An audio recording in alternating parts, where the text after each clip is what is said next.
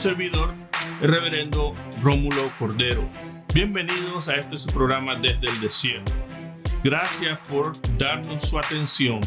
Esperamos ser de bendición para su vida como usted lo es para la nuestra. Que el Señor Todopoderoso revele su gloria a ustedes y traiga gracia y paz en vuestros corazones. Bendiciones. Hoy hablaremos sobre el tema la destrucción del templo y por qué su destrucción. Mateo 24, versículo 2 en adelante. Respondiendo él, les dijo: ¿veis todo esto? De cierto os digo que no quedará aquí piedra sobre piedra que no sea derribada. Marcos capítulo 13, versículo 1 al 4. Jesús respondiendo les dijo: ¿ve estos grandes edificios? No quedará piedra sobre piedra que no sea derribada. Lucas 21, versículos 5 al 7 dice: en cuanto a estas cosas que veis, días vendrán en que no quedará piedra sobre piedra que no sea destruida. Esta respuesta muy dura fue, por cierto, y era la mente de Dios para ese templo. Jesús declara que lo maravilloso de lo que veían era inservible ante los ojos de Dios y que Dios mismo lo rechazaba y lo iba a destruir. Dios quitaba su presencia, y al quitar su presencia, la cual es el cimiento de la construcción misma se vendría abajo. Sin la presencia de Dios, nuestras vidas no son más que un montón de piedras que no tienen utilidad alguna. Más el asombro de los discípulos, ¿cómo es que dice nada del templo tan hermoso? Esta maravillosa obra arquitectónica consistió en un enriquecimiento, un embellecimiento del templo de Zorobabel, o la acción ordenada de Herodes en el año 19 antes de Cristo, cuando se comienza a reconstruir el templo de Zorobabel o remodelar, por decir así.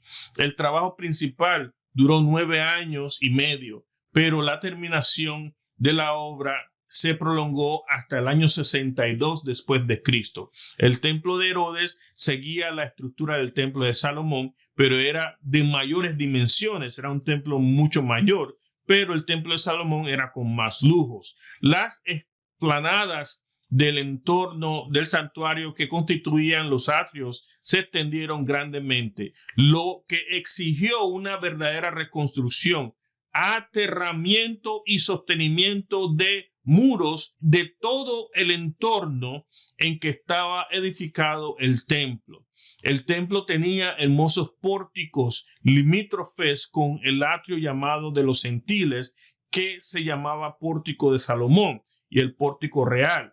Juan capítulo 10, versículo 23, Hechos capítulo 3, versículo 11. Al final de la estructura exterior, con los atrios de los gentiles y de las mujeres, el de los sacerdotes, sobre el que estaba el altar del sacrificio, estaba el santuario también, con las dos divisiones internas del lugar santo y la del lugar santísimo. Las piedras utilizadas en las construcciones estaban labradas con todo cuidado, y muchas de ellas eran grandes bloques de caliza, piedra caliza, cortadas en las canteras y traídas directamente al lugar de la utilización.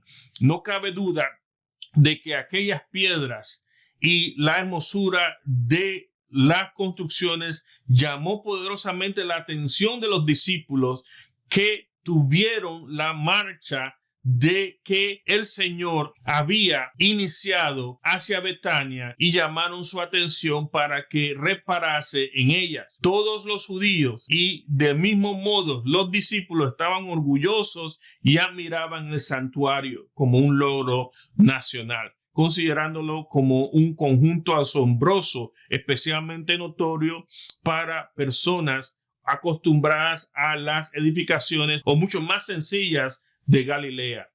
Aquellas impresionantes edificaciones, aquellas magníficas piedras no estaban reservadas al culto a Dios y ni tan siquiera a la gloria de los hombres.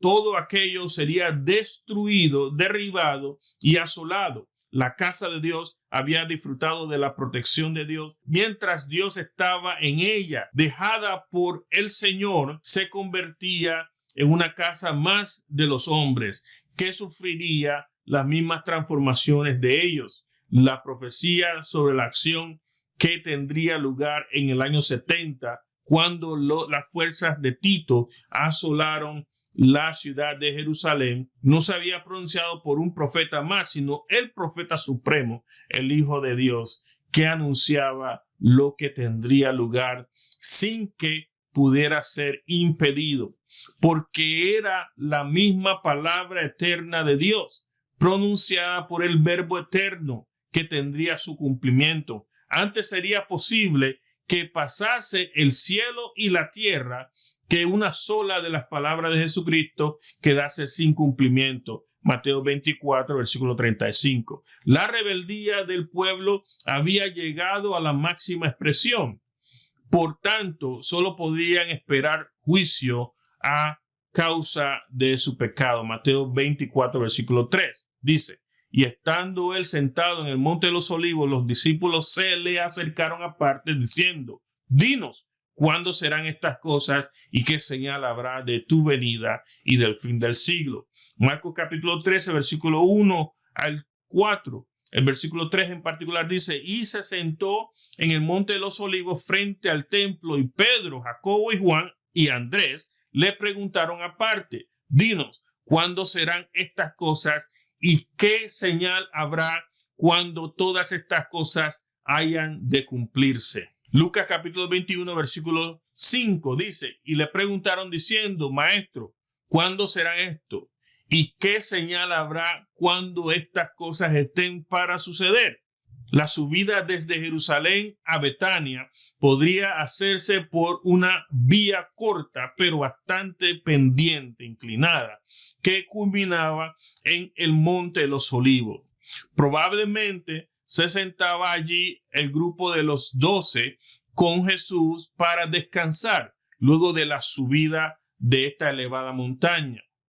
Y estando sentado él en el Monte de los Olivos, es en el lugar tranquilo donde los discípulos, tal vez inquietos por las palabras del maestro en relación con la destrucción del templo y la ciudad, los impulsó a acercarse a él para preguntarle sobre la profecía. Se acercaron en privado o aparte los discípulos diciendo, dinos, ¿cuándo será esto y qué señal habrá de tu venida y del fin del siglo?